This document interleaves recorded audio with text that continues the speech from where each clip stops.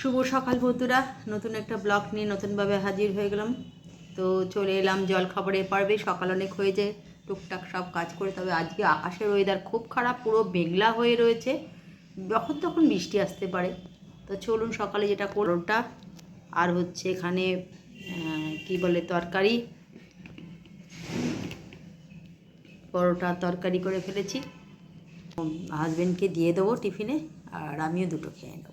আজকে ওয়েদারটা একদম সুন্দর ছিল, ঘরে পাখা চলছে, বসেছিলাম।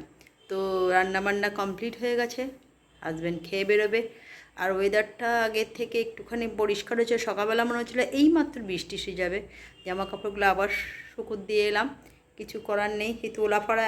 গরম গরম ভাত করেছি, মাছ ঝাল করেছি, এখানে আলু পটলের তরকারি। আজকে দুজনের মতন, ছেলে সকালবেলা খেয়ে বেরিয়ে গেছে, টিফিন নিয়ে গেছে। তো চলুন, শুভ দুপুরের অনেক শুভেচ্ছা আর ভালোবাসা রইল।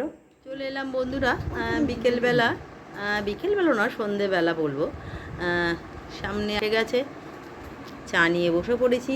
আর একজনও চলে এসছে, বিস্কুট খেতে শুরু করে দিয়েছে। আর একজনও গেছে, এসে চায়ে বসবে। তো চলুন, শুভ সন্ধ্যার শুভেচ্ছা। রাতের ডিনারে পড়বে।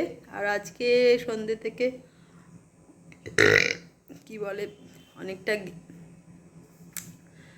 দুধ চা খেয়ে নিয়েছি। দুধ চা আমি যদি এখন খাওয়া বন্ধ করে দিয়েছি, তাই একটু গ্যাস হয়ে গেছে, ঢেকুর উঠছে বারবার।